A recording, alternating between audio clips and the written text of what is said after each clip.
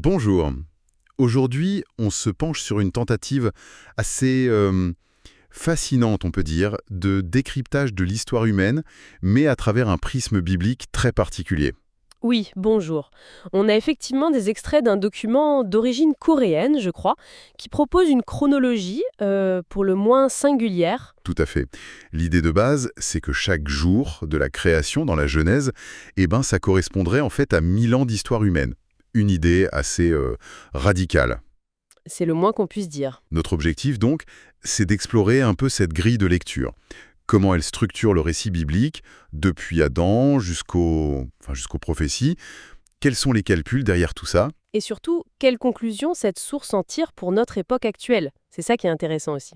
Exactement, on va essayer de décortiquer cette approche, tout en gardant bien en tête que ça reste une interprétation spécifique. C'est un chemin parmi d'autres, quoi. Bien sûr, une lecture possible. Alors, prêt pour cette exploration? Allons-y. Le point de départ, comme on disait, il est assez audacieux. Hmm. Cette idée que les 6 jours de la création, c'est pas des jours de 24 heures, mais des périodes de 1000 ans. Oui, il s'appuie sur un verset de la deuxième épître de Pierre. Un jour devant le Seigneur est comme 1000 ans. C'est ça. Et la source situe Adam, sa création, vers 4000 avant notre ère. Et paf, à partir de là, ils lancent leur grand calendrier cosmique. C'est exactement ça. Et c'est appliqué de manière très, très systématique en fait. Chaque jour, chaque millénaire, on lui attribue des événements bibliques, une signification propre. D'accord, alors voyons voir. Le premier jour, Alors, premier jour, 0 à 1000 ans après Adam, donc en gros 4000 à 3000 avant Jésus-Christ. Ça, c'est la création de la lumière et Adam lui-même. Simple. ok. Deuxième jour, 1000 à 2000 ans après Adam, environ 3000-2000 ans avant Jésus-Christ. Là, on a la séparation des eaux. Mais ils y associent aussi les fameux Néphilim, le déluge. Ah oui, le déluge, il le date précisément? Oui, 1656 ans après Adam, selon leurs calculs. Et aussi Nimrod, Babel, tout ça dans le deuxième millénaire. D'accord. Et le troisième? Troisième jour, 2000 à 3000 ans après Adam, donc 2000 ans avant Jésus-Christ, c'est l'apparition de la terre sèche, mais surtout ils insistent sur la semence. La semence, c'est-à-dire? Interprétée comme la parole de Dieu via un passage de l'évangile de Luc. Et c'est le millénaire des grandes figures, Abraham, Un Abraham. est né selon eux en 2008 après Adam. Et Moïse aussi, placé dans cette période. Attendez une petite seconde. Baser toute une chronologie comme ça sur 6000 ans, juste sur cette phrase « un jour est comme 1000 ans », c'est un peu léger comme base, non? Est-ce qu'il donne d'autres justifications? C'est vrai que ça repose principalement sur ce verset de Pierre et aussi un peu sur le psaume 90 qui dit quelque chose de similaire. Il ne présente pas ça comme une preuve scientifique, c'est plus une clé de lecture, une clé herméneutique, comme on dit. Une clé de lecture. Oui, une manière de lire la Genèse qui, selon eux, révèle une structure cachée, une cohérence dans toute l'histoire biblique et même prophétique. Pour eux, la cohérence du système qui en découle, c'est un peu la validation en soi. D'accord, je vois. C'est un postulat de départ, en fait. Une sorte de prisme interprétatif. Alors, continuons cette cartographie.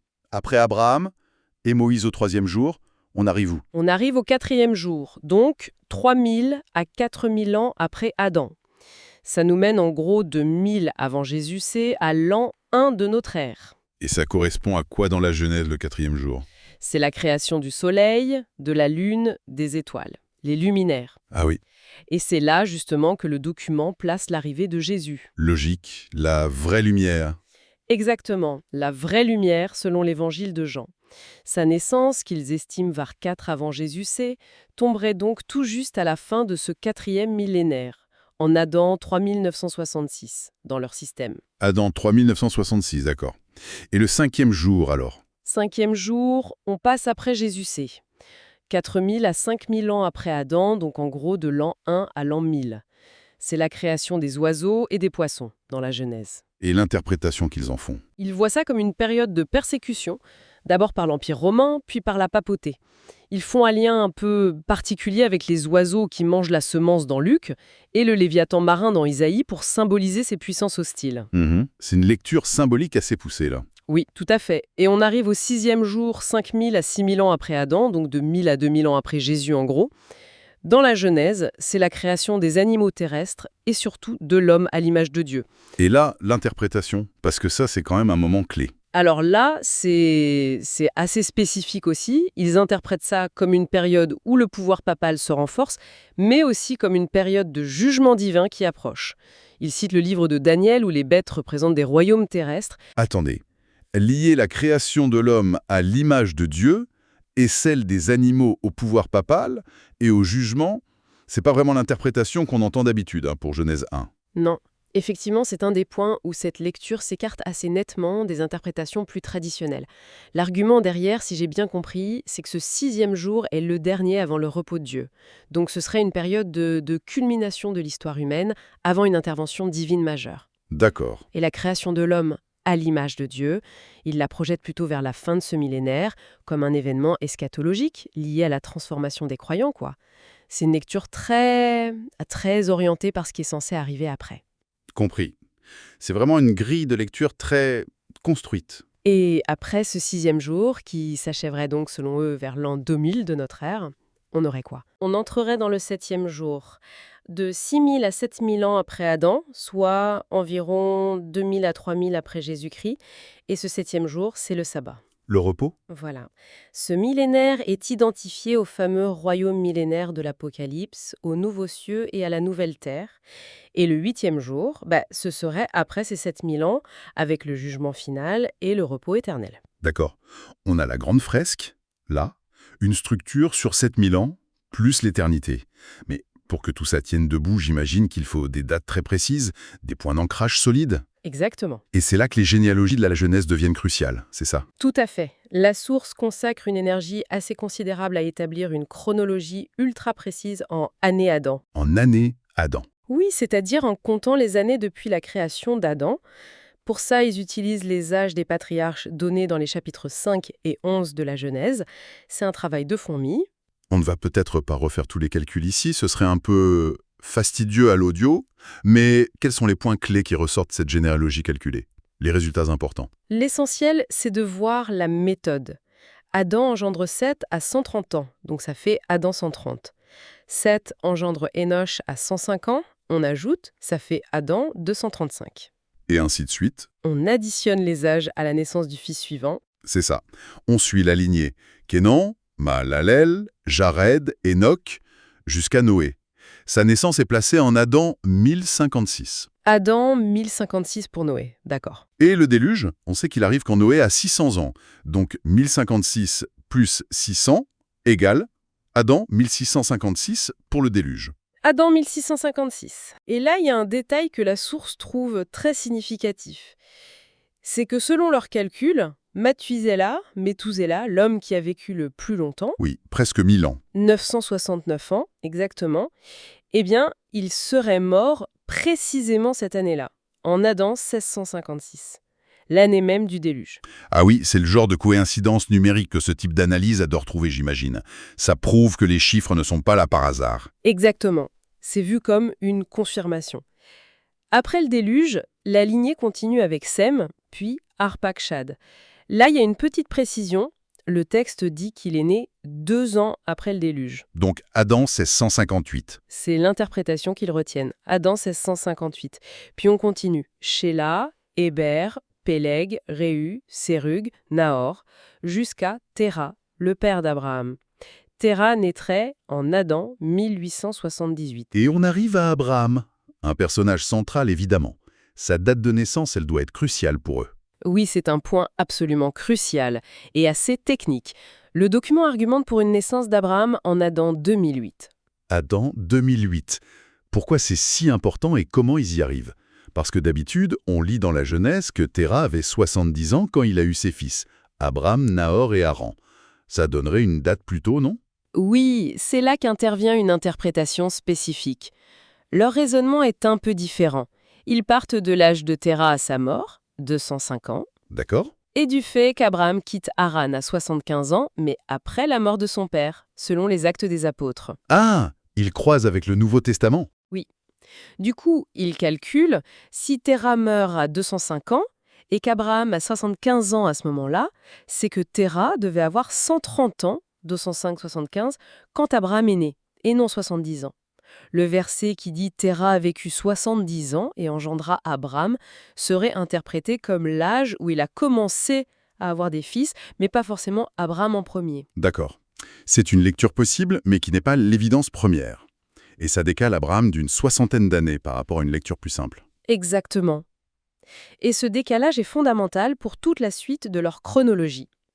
C'est un très bon exemple de la façon dont une lecture spécifique d'un seul verset, ou le croisement de plusieurs versets, peut avoir des répercussions énormes sur tout le système qu'on construit. On voit bien l'importance de ces détails d'interprétation.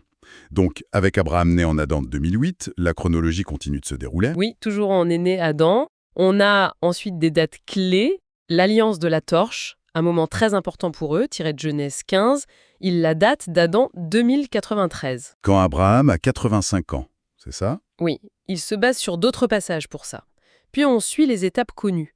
La destruction de Sodome, Adam 2107, la naissance d'Isaac, Adam 2108, quand Abraham a 100 ans, la mort d'Osem, Adam 2158, la naissance de Jacob, Adam 2168, la mort d'Abraham, Adam 2183. Et Joseph, il est daté aussi? Oui, naissance de Joseph en Adam 2261, mort d'Isaac en Adam 2288, et un autre moment clé, l'arrivée de Jacob et de toute sa famille en Égypte. L'entrée en Égypte? Daté d'Adam 2298, puis mort de Jacob en Adam 2315 et mort de Joseph en Adam 2371.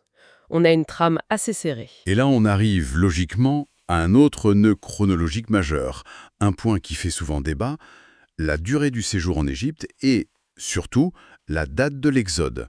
Comment le document gère ça? Il va y avoir plusieurs options. Oui, et il expose d'ailleurs assez honnêtement une divergence d'interprétation bien connue sur les fameux 430 ans mentionnés dans les Écritures. Les 430 ans, comment on peut les interpréter différemment? Alors, il y a une première lecture qui s'appuie notamment sur l'Épître aux Galates de Paul. Paul dit qu'il y a 430 ans entre la promesse faite à Abraham et la loi donnée à Moïse, donc l'Exode. Si on prend l'alliance de la torche, comme cette promesse, datée ici en Adam 2093... Alors 2093 plus 430, ça fait Adam 2523 pour l'Exode. Voilà, ça c'est la vue 1. Exode en Adam 2523. D'accord. Et l'autre vue? L'autre vue se base plus directement sur le livre de l'Exode lui-même, qui dit que les Israélites séjournèrent 430 ans en Égypte. Ah, c'est pas pareil. Non. Si on prend l'entrée en Égypte en Adam 2298, alors 2298 plus 430 égale Adam 2728 pour l'Exode, c'est 200 ans plus tard. D'accord. Deux options très différentes pour l'Exode, Adam 2523 ou Adam 2728. Laquelle choisit la source? Et surtout, pourquoi? J'imagine que le choix n'est pas anodin. Absolument pas anodin. La source choisit la première option, l'Exode en Adam 2523. Celle basée sur Galate, c'est l'alliance à Abraham. Oui. Et pourquoi ce choix? Il semble que ce soit parce que cette date permet d'arriver à une date qui leur semble cohérente pour un autre événement majeur, la construction du temple de Salomon. Ah, le temple. On sait quand il a été construit par rapport à l'Exode. Oui, le premier livre, l'Hébreu, est très précis là-dessus. Le temple a été commencé 480 ans après la sortie d'Égypte, pendant la 4e année du règne de Salomon. Alors faisons le calcul avec leur date d'Exode. Si Exode égale Adam 2023, alors le début de la construction du temple égale Adam 2523 plus 480 ans. Ça fait Adam 3003. Précisément, Adam 3003.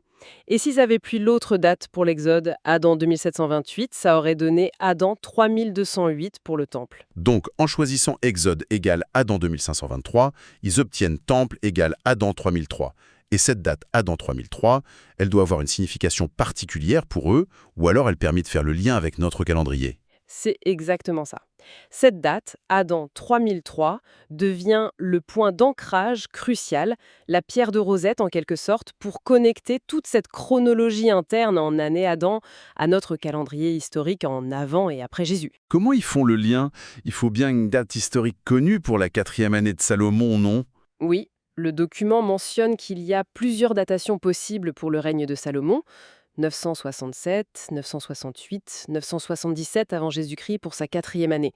Mais il choisit de poursuivre ses calculs en adoptant la date assez courante de 967 avant Jésus-Christ pour cette 4e année. Donc il pose l'équivalence Adam 3003 égale 967 avant Jésus-Christ. C'est l'hypothèse clé. C'est l'hypothèse clé qui permet de tout traduire. D'accord. Alors là, ça devient vraiment intéressant parce qu'on peut faire le pont avec notre ère.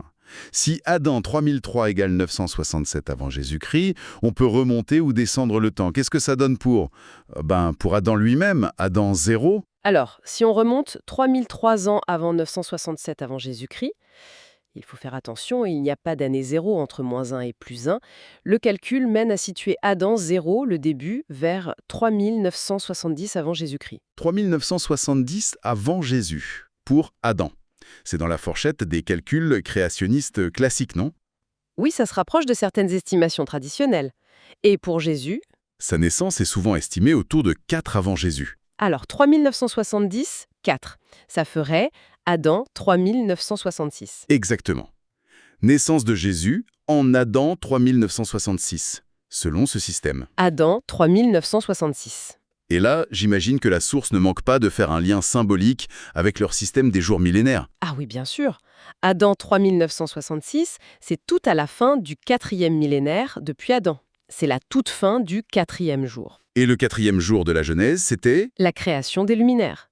Soleil, lune, étoiles. Ah oui. Et Jésus est présenté comme... La vraie lumière, notamment dans l'évangile de Jean. Pour la source, cette coïncidence est une preuve magnifique de la pertinence de tout leur système. C'est presque trop beau. La lumière du monde apparaît précisément à la fin du jour cosmique de la création des lumières. C'est une lecture poétique, on pourrait dire, très symbolique. Très symbolique, oui. Et si on continue la projection, si on avance ce calendrier jusqu'à notre époque, où est-ce que ça nous situe?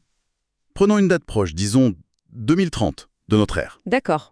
On repart de notre point d'ancrage. Adam 3003 égale 967 avant Jésus-Christ. Il y a 967 ans de 967 avant Jésus-Christ jusqu'à l'an 1 après Jésus, enfin en comptant le 1. Puis on ajoute 2030 ans, donc 3003 plus 967 plus 2030. Ah, attention, l'année 0. Bon, leur calcul aboutit à Adam 5999 pour l'année 2030. Adam 5999. Ça veut dire qu'en 2030, on serait à la toute fin du 6e millénaire, juste sur le seuil du 6e jour. C'est précisément la conclusion qui est tirée par le document. Selon cette interprétation, nous vivons, ou nous allons vivre très bientôt, une époque absolument charnière. La fin du 6e jour de l'histoire humaine telle qu'il la calcule. Et ce moment, la fin du 6e jour, il est vu comment? Il est censé se passer quoi? Il est vu comme un moment où plusieurs prophéties importantes devraient culminer. Il cite par exemple l'achèvement du nombre des martyrs dont parle l'Apocalypse. Oui, sous l'autel. C'est ça, l'apparition des fils de Dieu glorifiés dont parle Paul aux Romains, la fameuse première résurrection mentionnée dans l'Apocalypse et chez Paul aussi, et plus symboliquement, l'achèvement de l'œuvre de création de Dieu avant le repos du sabbat. Donc si je comprends bien, la fin de ce 6e millénaire marquerait le début du suivant, le 7e? Et ce 7e millénaire, c'est le sabbat, le repos, identifié par eux au royaume millénaire. Le règne de 1000 ans de paix sur terre avec Satan lié, etc. C'est exactement l'idée. Ce 7e millénaire, qui correspondrait donc en gros à la période 2000-3000 de notre ère, dans ce schéma, serait ce temps spécial de repos, de règne de Christ, le sabbat de l'histoire humaine, avant le jugement final et l'éternité du 8e jour. C'est une vision très structurée de l'avenir. Mais attention, il me semble avoir lu que le document lui-même met en garde contre le fait de fixer une date précise pour la fin des temps ou le retour de Jésus. Ils ne disent pas « ça arrive en 2030 », si. Non, absolument pas. Et c'est important de le souligner. La source cite elle-même les versets bibliques classiques, comme Matthieu 24, 36, quant à ce jour et à cette heure, personne ne les connaît, ou 2 Thessaloniciens 2.2, qui mettent en garde contre les spéculations sur le moment exact. Donc, quel est l'objectif de tout ce calcul alors? L'objectif affiché, ce n'est pas de prédire une date, mais plutôt d'essayer de discerner l'époque, les signes des temps, comme Jésus le reprochait aux pharisiens de ne pas savoir le faire. L'idée est de suggérer que cette structure millénaire, si elle est correcte, indique que nous sommes arrivés à la fin d'un cycle majeur de 6000 ans, et donc dans une période de transition particulièrement significative d'un point de vue prophétique. D'accord. C'est plus une alerte sur l'imminence d'une nouvelle ère qu'une date précise. Pour étayer tout ça, pour montrer que leur chronologie tient la route, même après Salomon, le document propose aussi une chronologie des rois de Juda. J'ai vu ça rapidement. C'est juste pour confirmer. Oui, c'est un peu ça. Il y a une section sur 2 pages environ qui liste les rois de Juda, en commençant par David, dont le règne est placé en Adam 2960, soit 1010 avant Jésus-Christ selon leur système. Logique, 40 ans avant Salomon. Voilà. Et ça va jusqu'à Sédécias et la chute de Jérusalem, qu'il calcule en Adam 3384, ce qui correspond à 586 avant Jésus-Christ, la date historique admise. Donc ça colle avec l'histoire connue. Ça semble coller, oui. L'objectif principal est de montrer que la chronologie peut être poursuivie de manière cohérente après Salomon et qu'elle s'intègre globalement aux dates généralement admises pour les règnes des rois. Mais ils reconnaissent au passage que c'est compliqué, hein. Ah oui. Quelle complication! Les difficultés habituelles des spécialistes tanniques, les possibles corégences, un roi règne avec son père pendant un temps, les divergences entre les livres des rois et des chroniques sur les durées de règne ou les âges. Il mentionne par exemple le problème de l'âge du roi Achazia, où le texte hébreu dit 42 ans, mais les anciennes versions grecques et syriaques disent 22 ans, ce qui est beaucoup plus logique historiquement. D'accord. Donc ils admettent qu'il y a des incertitudes. Oui, ils disent s'appuyer sur des chronologies généralement connues, mais expriment une prudence quant à leur exactitude absolue. C'est plus une annexe de validation pour montrer que leur point d'ancrage, Salomon égale Adam 3003 égale 967 avant Jésus-Christ, ne crée pas d'incohérence majeure pour la suite, qu'un élément central du raisonnement sur les millénaires eux-mêmes. D'accord. Bon, eh bien si on essaie de résumer un peu cette exploration, on a affaire à une lecture très très particulière des textes bibliques, C'est le moins qu'on puisse dire. qui voit dans les jours de la Genèse une sorte de prophétie codée de 6 millénaires d'histoire humaine, suivie par un 7e millénaire de repos, le sabbat. C'est ça, une clé de lecture unique. Un jour égale 1000 ans. Et cette clé permet de construire, via des calculs généalogiques assez pointus et surtout des choix interprétatifs très précis sur certains passages ou chiffres. Oui, des choix cruciaux, comme la date de naissance d'Abraham ou la date de l'Exode. Une chronologie continue qui part d'Adam, traverse toute la Bible et arrive jusqu'à notre époque en suggérant qu'on serait tout près de la fin du 6e jour. La création, la généalogie, l'histoire d'Israël, la prophétie, même une certaine forme de numérologie biblique, pour en faire un système global cohérent, enfin, cohérent de leur point de vue. Oui, cohérent à l'intérieur de sa propre logique. Exactement. Ce qui est frappant, c'est la conviction qu'il y a derrière. L'idée que la Bible contient une sorte de code temporel caché, une structure mathématique qui, si on la déchiffre, révèle le plan de Dieu pour toute l'histoire. Mais il faut bien voir que tout l'édifice repose sur des postulats de départ très spécifiques, hein. Ah oui, absolument. L'équivalence jour millénaire, l'interprétation de tel chiffre plutôt que tel autre, le choix d'une date plutôt qu'une autre quand il y a débat, ce sont des choix qui ne sont pas du tout universellement acceptés, même parmi ceux qui croient en la Bible, loin de là. C'est fascinant de voir comment on peut lire les mêmes textes de manière si radicalement différente. Cette source cherche les signes des temps dans une structure numérique, chronologique, très très élaborée. Et c'est là, je crois, que réside à la fois l'intérêt, mais aussi le risque potentiel de ce genre d'approche. D'un côté, ça offre une vision très ordonnée, pleine de sens de l'histoire et de l'avenir. Ça peut être très séduisant, très rassurant, peut-être pour certains. Oui, ça met de l'ordre dans le chaos apparent de l'histoire. Voilà. Mais d'un autre côté, ça demande aussi d'avérer à des interprétations et à des calculs qui peuvent sembler, pour d'autres lecteurs, un peu forcés ou sélectifs, voire même spéculatifs. Et ça nous laisse peut-être avec une question pour la route, pour nos auditeurs. Au-delà de l'exactitude ou non de cette chronologie spécifique, qu'est-ce que cette quête de schémas temporels cachés, de codes numériques dans des textes anciens, nous dit sur notre propre désir, notre désir de comprendre le temps, de trouver un sens à l'histoire? Et peut-être même d'anticiper un peu l'avenir, de savoir où on va. Exactement.